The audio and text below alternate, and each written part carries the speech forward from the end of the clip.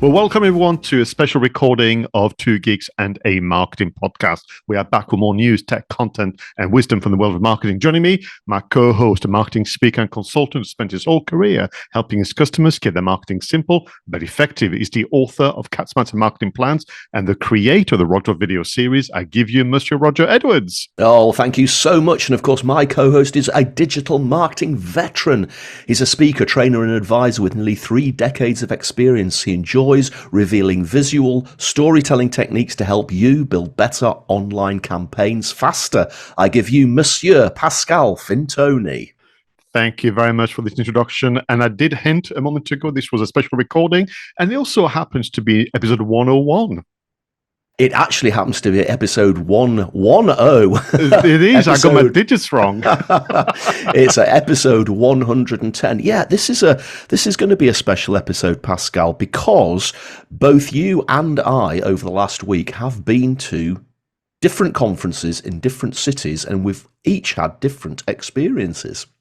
Indeed. So it so happens that I spent 4 days in Amsterdam and attended the business side of the International Documentary Film Festival. And I was there with a client of mine. We've been working on the marketing, I was working on the pitch readiness of their documentary, and we wanted to sell it to distributors. And within the event, there were talks, there was discussion roundtables, and some more, lots of film marketing tidbits to bring back to this episode. And of course, if you go to a film marketing conference, it makes absolute perfect sense for us to talk about it in this podcast because of our weekly film marketing segment on the show.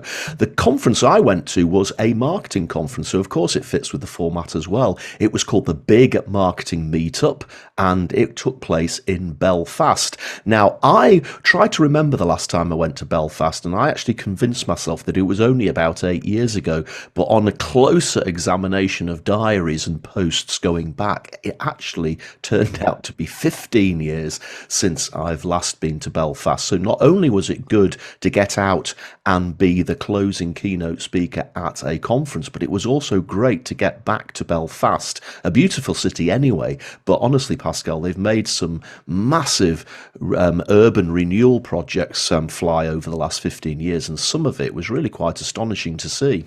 Yeah, and Amsterdam is equally charming. I mean, people know about the canal, the architecture, and the people as well. So for me, I was in Amsterdam 24 years ago.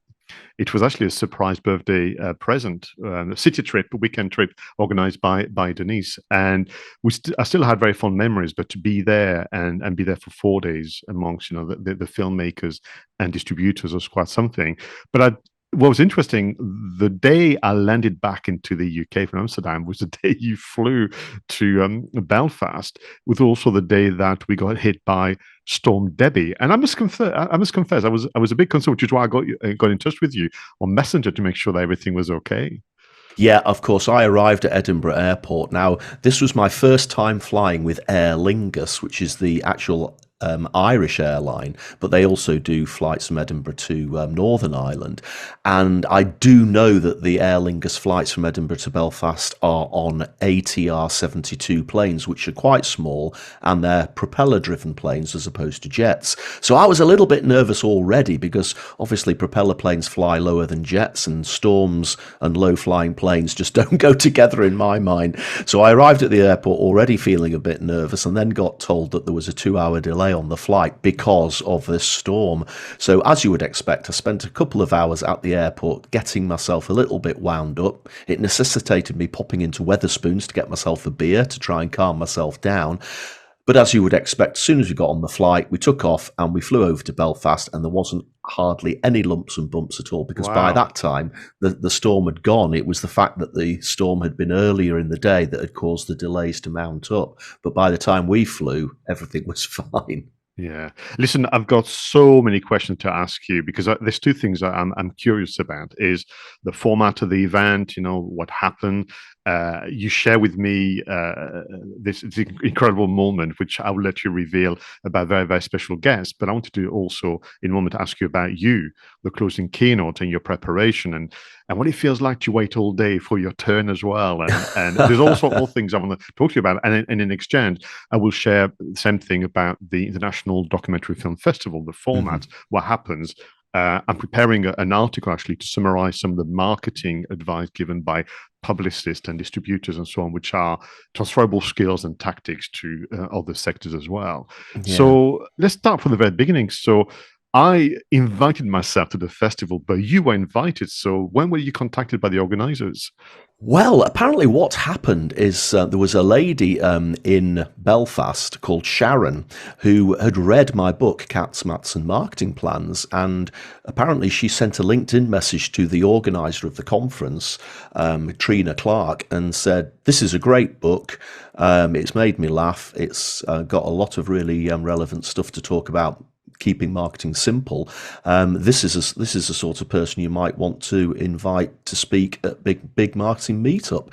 And quite literally, I think Trina then just emailed me straight away or contacted me on LinkedIn, and that was about 5 months ago. And here we are, all done and dusted. So it just goes to show that writing a book can be a calling card which can get you invited to speak at anywhere in the world. Is that a hint from you for me to finish my book? Absolutely right, Pascal. But I think your reputation as a film marketer precedes you. Well, so how did you find out about the Amsterdam gig then? Thank you, because to my shame and embarrassment, I wasn't aware of that particular festival. I think, as it's been obvious for 3 years now with our film marketing reviews, fiction is my domain. Non-fiction, I'm aware of it, and certainly I've helped a few people. But a few months ago, I was contacted by a filmmaker who got my name via our network for me to help him put together a social media campaign and to review his website, because he was weeks away from a world premiere in Mexico. Now, his name is 𝗟𝗲𝘀𝘀cie Munoz, and he's a director of a movie called Guadalupe, The Making of a Nation. And this is a documentary, superbly filmed, so cinematic, which is looking at the history of Mexico City through the lens of religion, from the native tribes all the way to Christianity. And it is quite something to watch, the way they've weaved poetry, theater, and cinema. And the whole premise is how the Spaniards at the time and more used storytelling to bring different nations, different cultures together around the figure of the Virgin Mary.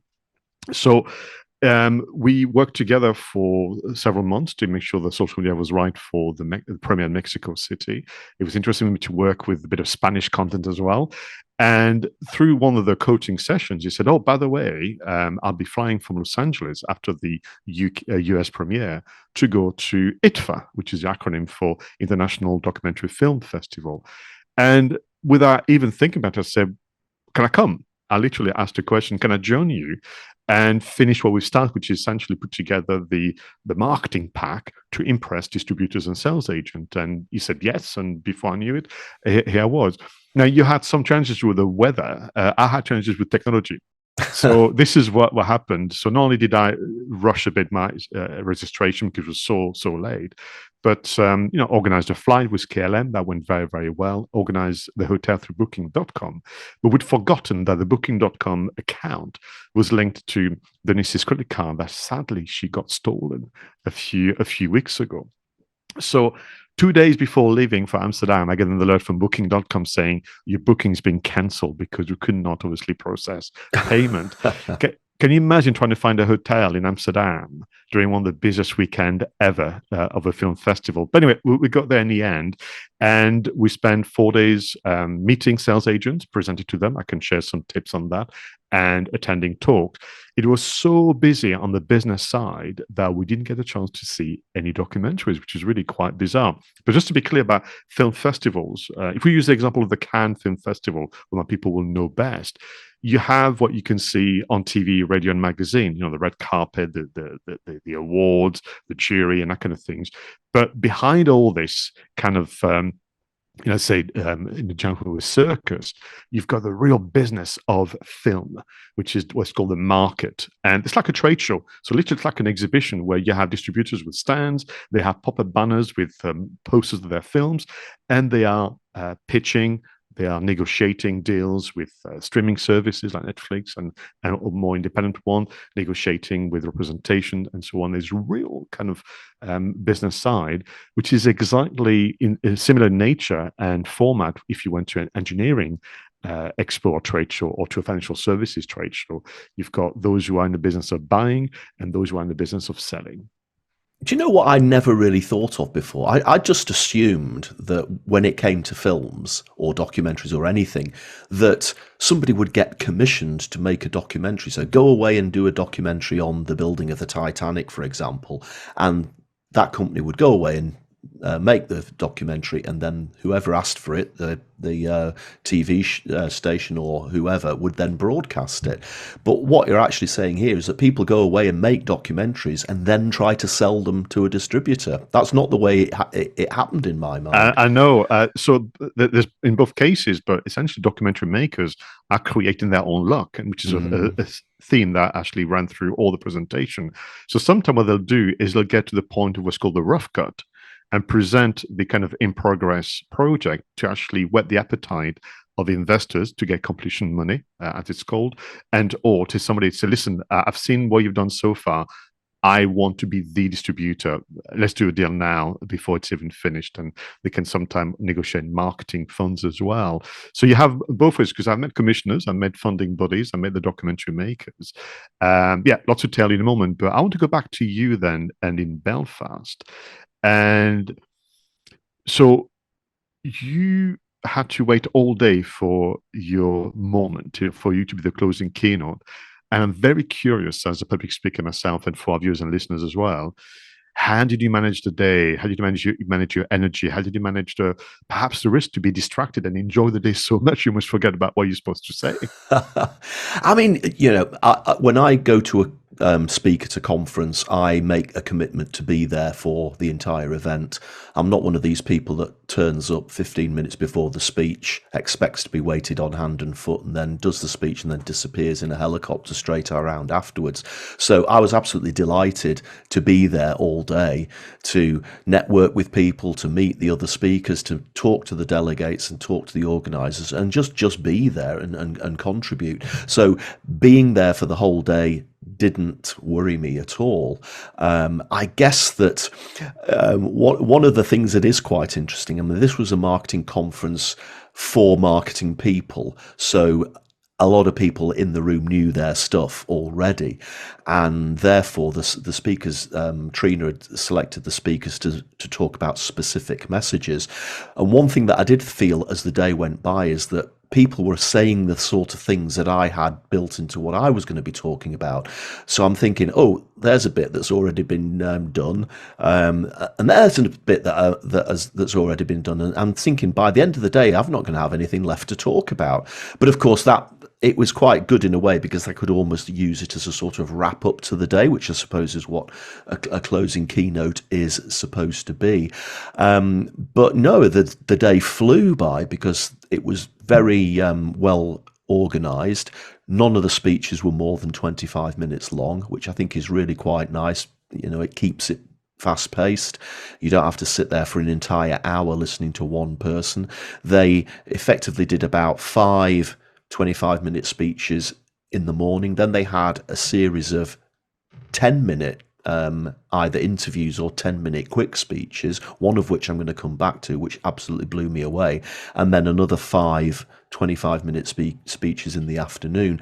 I guess the only thing that did worry me a little bit was that it's winter's approaching, it was starting to get dark, Belfast is notoriously busy, and quite a few people did start to drift away after about 3 o'clock, with still 3 or 4 speeches left to happen. And I'm sitting there thinking, I hope people do stay for the closing keynote. But whilst there were some people who'd gone, the vast majority were still there at the end. And it didn't even finish with the closing keynote, because there was a drinks reception after I'd done my closing keynote. And then we had another session where myself and another author, a guy called Dave Mannheim, we actually were interviewed as part of their after conference book club, where we got an opportunity to talk about our books. But perhaps we'll come back to that. So Yeah. what was your experience like from the actual conference logistics point of view? So it was the very first festival of that kind, as in non-fiction work, back in Amsterdam.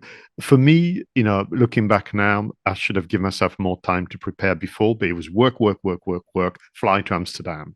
So, when I got there on the Friday evening was almost like the first time I really properly launched their website to really study what to do. And that carried on over the morning. So with a production team of 𝗟𝗏𝘀𝗀𝗀, The Making of a Nation, with 𝗂𝗍𝗂 and his production team, we sat down to have a kind of a breakfast meeting, and literally we said, what is our strategy? And I asked, I was doing my bit as a consultant. I said, what does success look like to you, 𝗂𝗍𝗂? And he said, I want to find a sales agent for Europe. And I think that's really important for any form of business transaction. It could be film, it could be engineering, it could be a service, it could be whatever, to have that level of clarity about, who your ideal business partner, distributor, in this case, buyer is.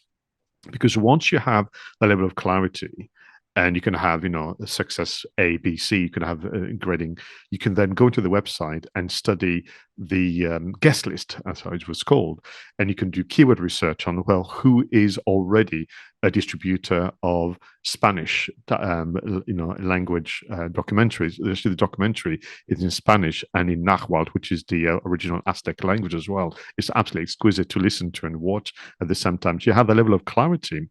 So you start to find those individuals, commissioners, to your point, distributors and so on, and you send email requests for a meeting. Now, there was three main venues for the festival. There was the central one, you get to get your pass and your badges and get directions. You're given this big kind of roadmap of the festival is over 7 days, but the business side takes place mostly over the weekend. The business meeting with the distributors took place in a different building, a quarter of an hour away if you walked. But it's a gorgeous city, Amsterdam, so you don't mind. And it's called Docs for Sale, short for Documentaries for Sale. And you have a room full of round tables. It's quite informal, and people spot each other from the distance, wave, you sit down, and you present your film. And I'll talk to you in a moment about the structure of a presentation for a sales agent to be enthused and convinced that your option is yours, because you need to understand that distributors and sales agent can only take so many films per year. And so let's say if it's 10, once they have their 10, that's it. They won't accept any more. And so they don't want to make a risk of taking the wrong thing. So that's the business side. Then you have talks, and there were three different formats. There was the very, very informal, grab a coffee, sit down, and let's have a chat about my profession. So I went to one about how to work with a publicist. And publicist is a term that you may have seen on the closing credits of movies. Sometimes they call unit publicist, and they are, for you and I, and for people working outside of the film industry, PR agents and more. Then there was the kind of workshop masterclass format. So the room was laid out a bit differently. It was more theater style, screens and speakers on stage. And then you had the keynote addresses, and then you went to this incredible staged area. In fact, it was so beautiful and so dark, I couldn't take notes. So I had to actually press record on the mobile phone, and I'll tell you how I'm going to be making use of that using AI. So for me, that was really well thought out as an experience for those who are here to sell and buy, the documentaries. You've got the trading side, the trade show, shall we say, and you've got the learning experience. And there was also, for the evening, exhibitions around the future of documentary and the future of storytelling using VR and AR, which I thought was also very, very interesting. I think the environment, it makes a massive difference, doesn't it, when you go to an event like this? You asked me before about what it was like to wait all day to be the closing keynote speaker. I actually got up incredibly early on that day because the venue for the conference was in what's now known in Belfast as the Titanic Quarter. Now, obviously, everybody has heard of the Titanic, that famous, gigantic, super luxury liner that sadly sank way back in 1912. But the Titanic and its two sister ships, the Britannic and the Olympic, which nobody ever remembers, which were almost identical to the Titanic, were built in this actual area where this conference took place, the Titanic Quarter. Now, originally it was a gigantic shipyard run by a massive firm called Harland and Wolff, which just sounds incredible, doesn't it? Harland and Wolff. And the skyline of Belfast is still dominated by these two gigantic cranes of Harland and Wolff. In fact, the two cranes have H and W on them. And I didn't know this until I was there, but the cranes have actually got names, Samson and Goliath, because they are absolutely gigantic. I thought they dated back to the building of the Titanic, but apparently they were built in the 1960s, but that's beside the way. But getting up early, Pascal, and wandering around the Titanic Quarter and the absolute power of history that is there. And of course, they've now built this thing called Titanic Belfast, which is effectively a museum dedicated to the memory of the Titanic. And it is such a striking building because it's got the sort of the front of the ship on each side of this building. It's absolutely stunning. So by the time I actually went and registered for the conference, I'd already done a massive walk around the area and I was absolutely bouncing with excitement. And that was effectively about the history of the Titanic that was getting me excited. And of course, thinking about the films that have been made since, like A Night to Remember, the black and white film about the Titanic, and of course, James Cameron's Titanic, made about 30 years ago.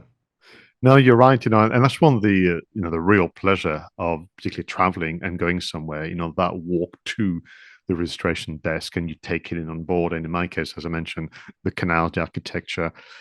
One thing for those of you who have been to Amsterdam for a while, beware of the bicycles. I mean, they are a menace because they are so fast, but they're also so quiet. I mean, like every day, at least 5 near incidents, because you just walk, you mind your own business, and then sure enough, you step in front of a bicyclette, as they say, where I come from. And but apart from that, at first you kind of go, oh, why didn't you use just one venue? Why spread everything around?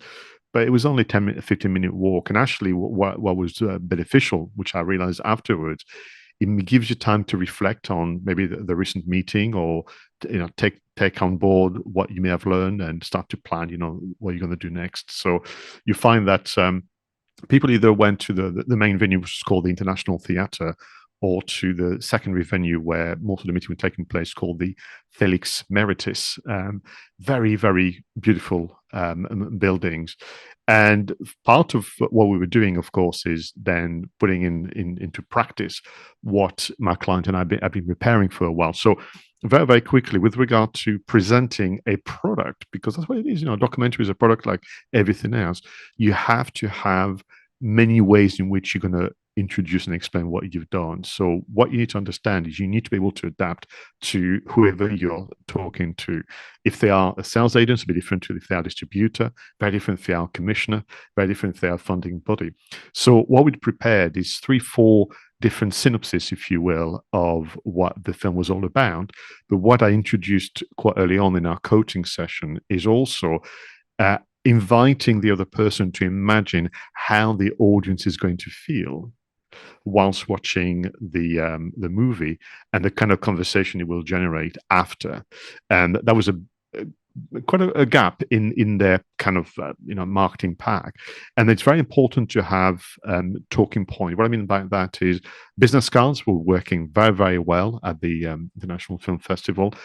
To have also a press kit, and where possible printed. If you can't get it printed, have it as a digital file on your tablet. But what the press kit does very, very well, it helps you with nerves, or it helps you with remembering all the things you've got to say about your movie.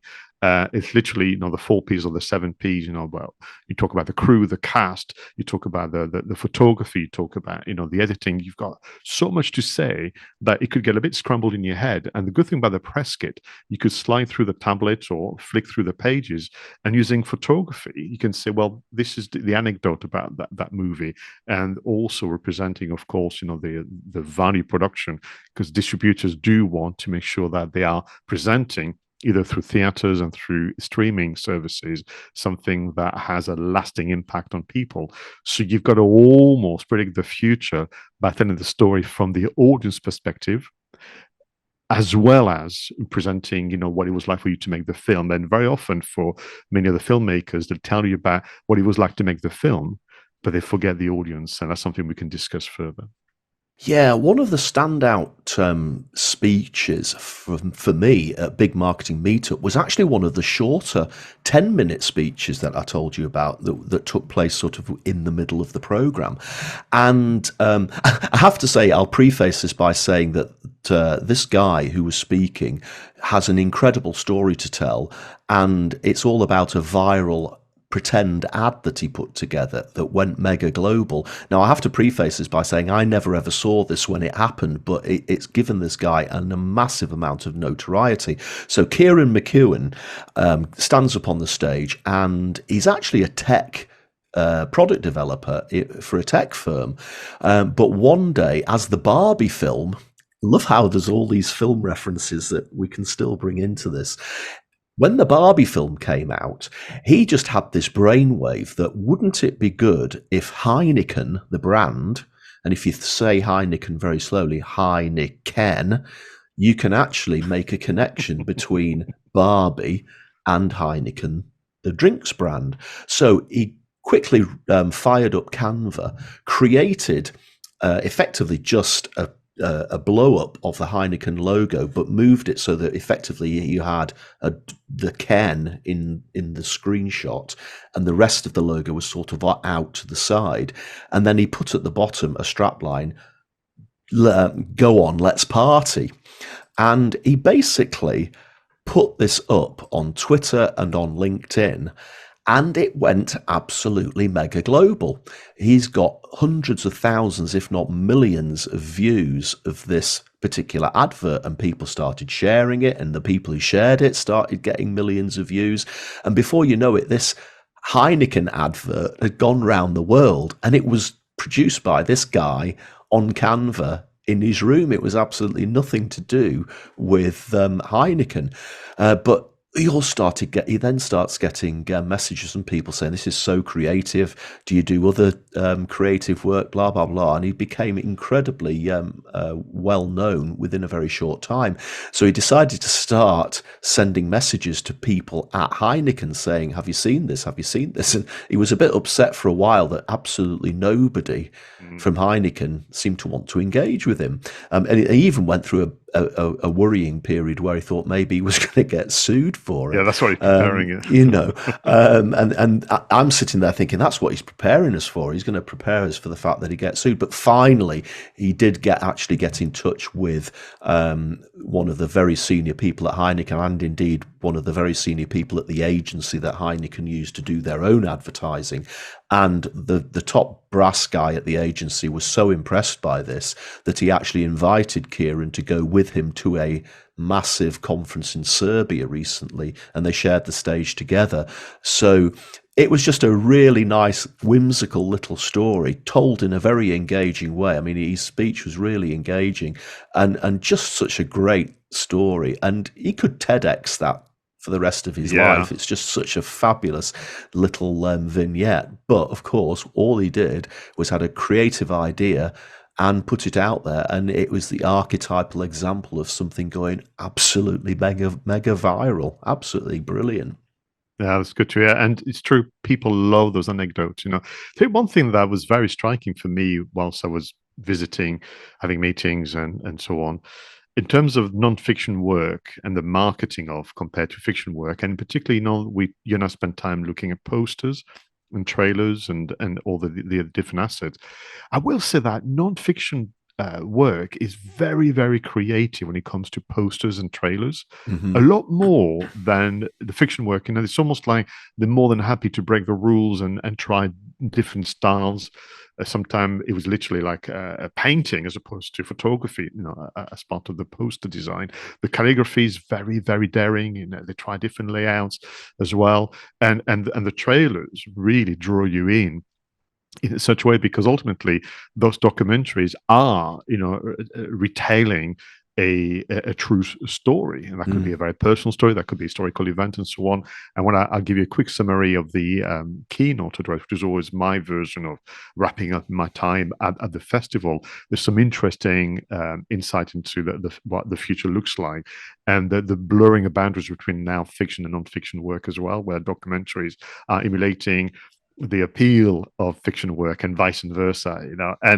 And what I thought was very interesting is to start, because the advice given by the three speakers that I went to was always, you know, find what makes you individual and unique, find it, work very, very hard, and if you don't know, then let the audience tell you. And we're recommending, all three of them were recommending, to do some private screening and get the feedback, because they were saying you might find that you had a story in your mind and you had a reaction in your mind for the audience, but the audience could react completely differently and even tell you what they think the story is, and you could be completely shocked and taken aback. But you've got to take it as wonderful marketing information, and you can reset your posters, you can reset your press kit, and so on, based on the real story you've told, which may not have been what you thought you were doing 2 years ago when you were writing that script. Yeah, no, it's interesting, isn't it? I would have thought it would have been the other way around, that the documentary makers would be learning lessons from the fiction filmmakers on how to promote and advertise their films, as opposed to saying that actually it's the documentary people who are doing things a little bit more left of field. Yeah. The other thing that it would seem that documentary makers do a lot better is around networking, or better, I've seen they're less hesitant, and to do a lot more what they call impact campaigns. So I had to look it up and I had to ask, like Publicist, you know, very much the lingo of the industry. So with, excuse me, impact campaign is this idea of targeting specific groups. It could be obese, it could be NGOs, it could be specialist media, and so on, but really going for small groups but high impact. Yeah, yeah. Shall I tell you about a real standout moment for me at Big Marketing Meetup? Go on then.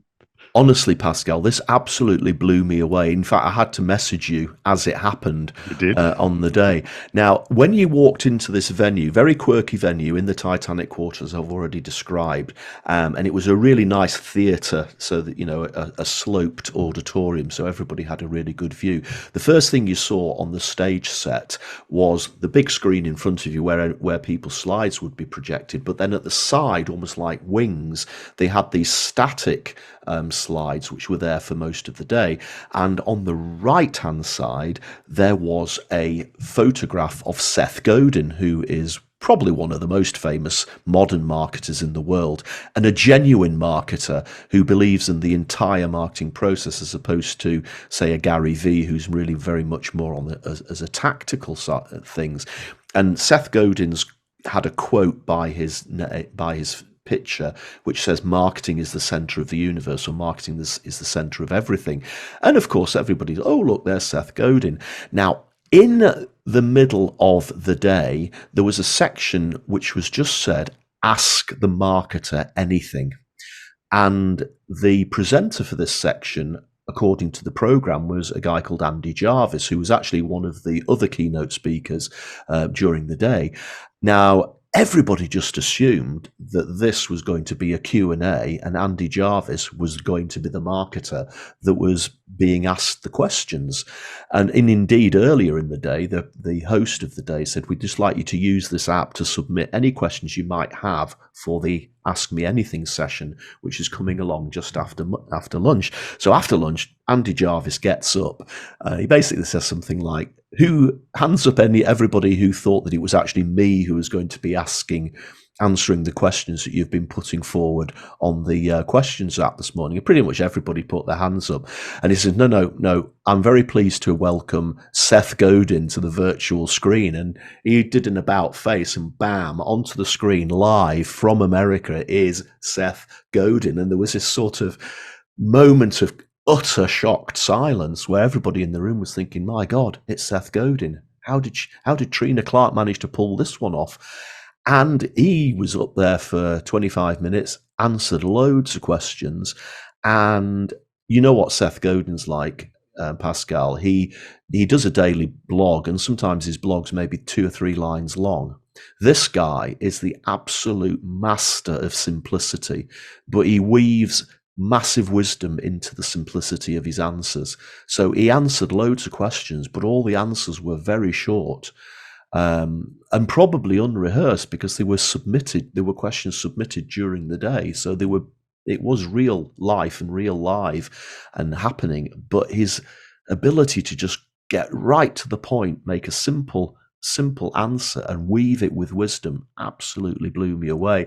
And the other interesting thing is that the guy Dave Mannerheim, who I've already mentioned, who was the other author who stayed behind later, he was sat beside me whilst this was happening, and he was the speaker who was going on after. And he says to me, how the fucking hell am I going to follow 𝗟𝗃𝘀𝘀𝘀𝘀? In fact, that's exactly what he said when he got up onto the stage. He says, good. How am I going to follow 𝗟𝗃𝘀𝘀𝘀𝘀? And in fact, he did do a damn good job, actually. His speech was incredibly funny, and he talked a lot about Walt Disney, which we haven't really got time to go into today. But wow, Pascal, Trina really pulled it off. And do you know what? She just sent him an email and said, I'm doing this.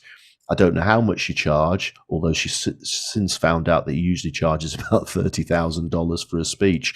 But he decided, because he liked the community feel of Big Marketing Meetup, he says, nope, find 25 minutes in my diary on the day and I'll do it. And there you go.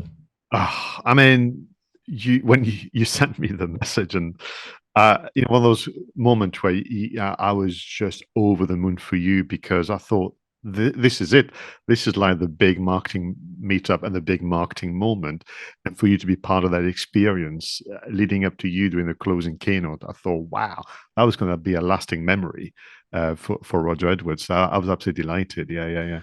So tell me about the keynote that you mentioned earlier, the one that's brought it all together. It's just great, because literally it was sheer luck, as you know. If I had to do things, I will do things differently next year. I will protect time in my diary leading up to the festival to be better prepared to send the meeting request earlier and to plan my time. But it was good, because I went to see the presentation from a lady called Miriam on how to work with a publicist, which was brilliant. Then the next day with Maya from a company called The Fourth Act. And I'll tell you a bit more about why she's called that, about how to market your movie.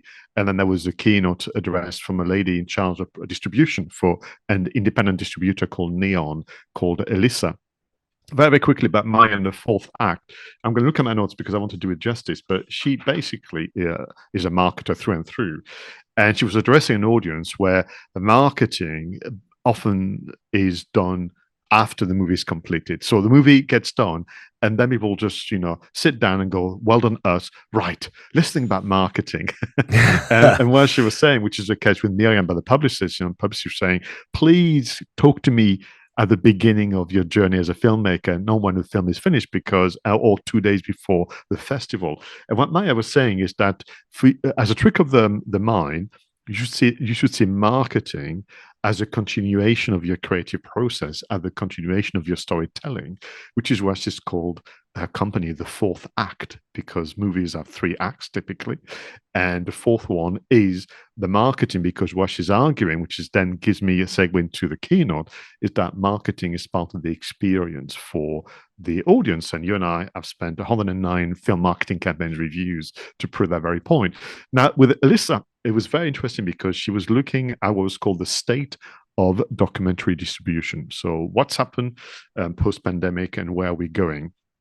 And her message was around this idea of there was an aspiration maybe that once the pandemic was kind of behind us, particularly the restrictions, it will go back to the 2019 way of doing business. And if anything, everything's changed. And what's changed primarily is twofold. You have a very slow return to theaters, but primarily, which surprised me, by a younger audience. The under 35 in the US are the most active returners, if you will, to theater, while everybody else is sticking now to the streaming services. But we have also a more discerning audience, and a discerning audience that want the marketing to be part of the experience. They want something very authentic, very aligned with the experience. And they want a sense of event leading up to the release of the cinema. And that's, for the theater. And they want something completely different when they stay at home and watching streaming services. And I think, therefore, her prediction, should I say, or thoughts, where we're going to have to be very, very clear that the industry, what's the theater experience compared to the home experience? Because if you don't have much of a difference, well, the likelihood is people would stay at home because, well, it's cheaper. And we've spoken about this before. She's saying a return to less titles, but better box office as well. And we spoke about this idea of the kind of strange situation with abundance. I mean, you and I reported in the news a few months ago, Disney is going to do less for Disney Plus and so on. And when it comes to cinema, what he's saying is that we need to find, all of us in the industry, stories that are stranger than fiction, and get the audience to be so excited about the potential to see this movie, and for this movie to ignite conversations. So that word of mouth marketing, of course, works really well. And the way to do so is to couple, this idea of stranger than fiction with a true cinematic scope and sound experience. And you said, and the way you can do that, as an example, is to remaster older documentaries. And she was mentioning the example of Amazing Grace, which is a documentary from a long time ago about Aretha Franklin, and Apollo 11, where they, as a distributor and production, literally found some lost archive footage from the Apollo 11 mission and created an immersive documentary. So it was all very, very interesting. And then part of the idea of things are never going to be the same again, she brought, so you talk about Barbie, when she talked about Taylor Swift and Beyonce. And what she was saying is, there's something here that we need to pay attention, where someone like Beyonce or Taylor Swift bypass everybody, no distributors, and they make their own documentary. And they bring this idea of the documentary concert as an experience on the big screen. And with regard to documentary, it would seem as though this may be the genre that is going to claim the IMAX experience a lot more than fiction. She very quickly mentioned that currently, particularly in the US, there are documentaries that typically will fall into three categories: true crime, celebrity, and sport. And I was chuckled when she did make the joke. You can have all three together. She said, I can't think of a sporting celebrity accused of a crime just now, but if you can get all three together, you have a winner. And marketing tactics, she mentioned quite a few, but one that I thought was very, very interesting, which is the idea of don't hesitate to have second runs. So typically a movie, fiction, non-fiction, goes out to theater for a number of weeks, and then that is it. And then you have to wait patiently for this to go into streaming. And what they have done is they've done so, but the day before it goes out to, let's say, the home environment, they released a movie for the one last night only tickets and create almost like a little frenzy and a little sense of excitement. I thought that was very, very interesting. And she mentioned lots of tactics, but the one that I want to close on is this idea of when a non-fiction content, as she mentioned, is successful, the audience is looking for another hit. So let's say, for argument's sake, you've seen a documentary about a sporting celebrity in the world of football, What they know from the data from streaming is that once that documentary is finished, the audience is going through the library of the streaming services to find the next documentary about a football celebrity. They want to continue to be in that environment. So what she's saying, that there is a chance there for the industry to actually work more in collaboration, which they haven't done to date, because of course it's all about the competition, and actually piggyback those cinema pass. Someone has a pass to go and see 10 movies that month at a reduced rate, and they've seen a documentary about nature, to use a different theme. Why don't you encourage them through good database management to go and see the second, third, and fourth documentary about nature and support the entire industry?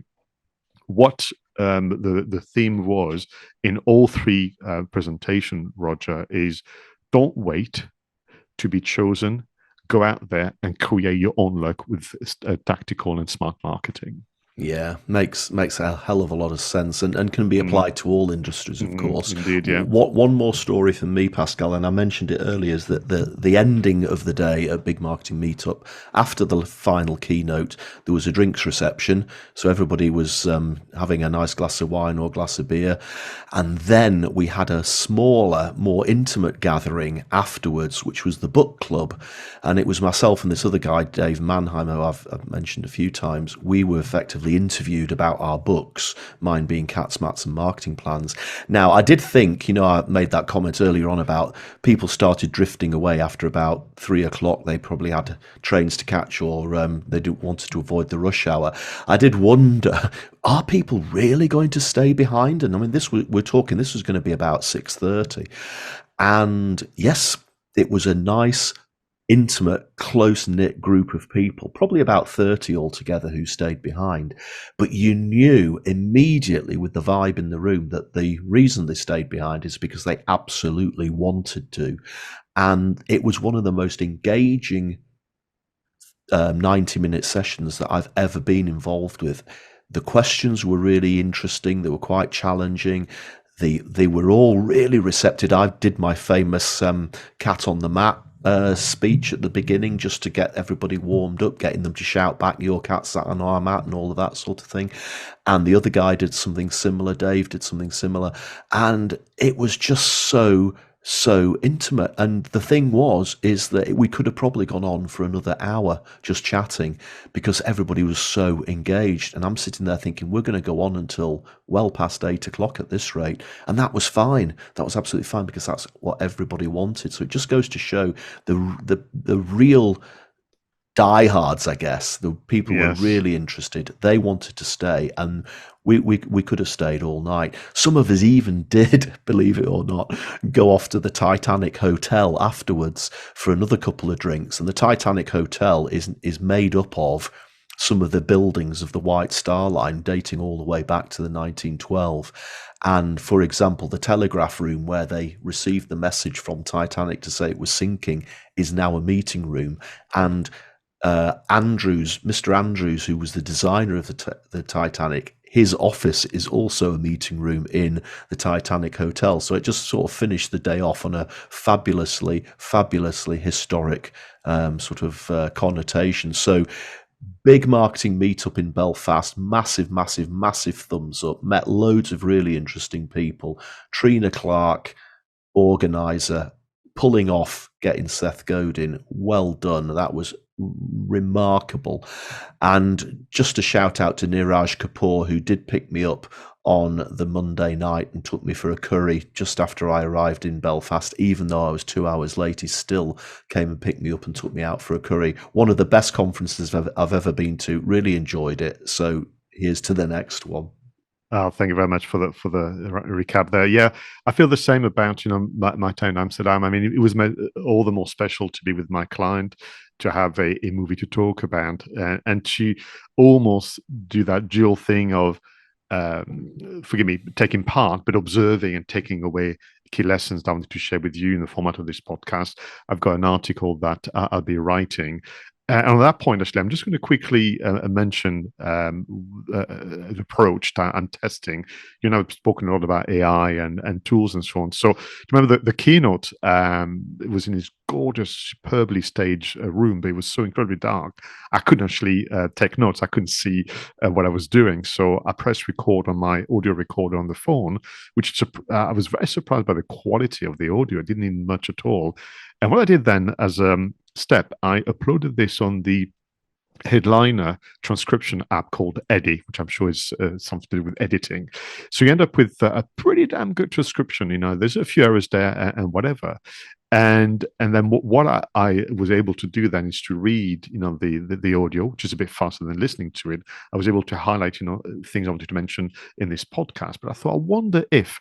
So I copied and pasted this transcript into ChatGPT, and I asked a few questions. Say, can you give me a summary? Can you give me a list of the top 10 questions filmmakers should be asking themselves based on this transcript?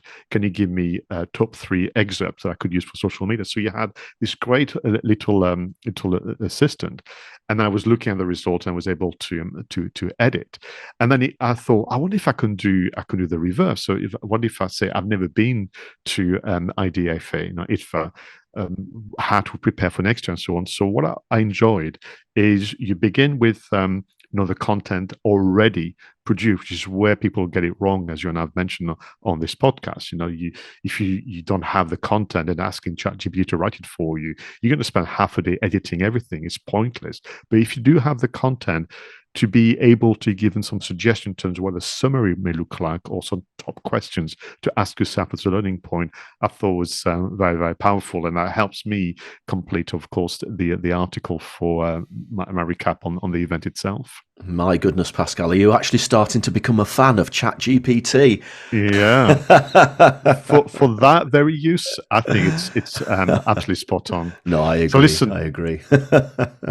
It's been really, really interesting to do a very special recording and taking advantage of the fact you and I traveled more or less at the same time, different parts of Europe, literally, and to bring, to the fore to our viewers and listeners some little stories, anecdotes, but also little marketing gems. Normal programming will resume with episode 111. I got that one right. 111.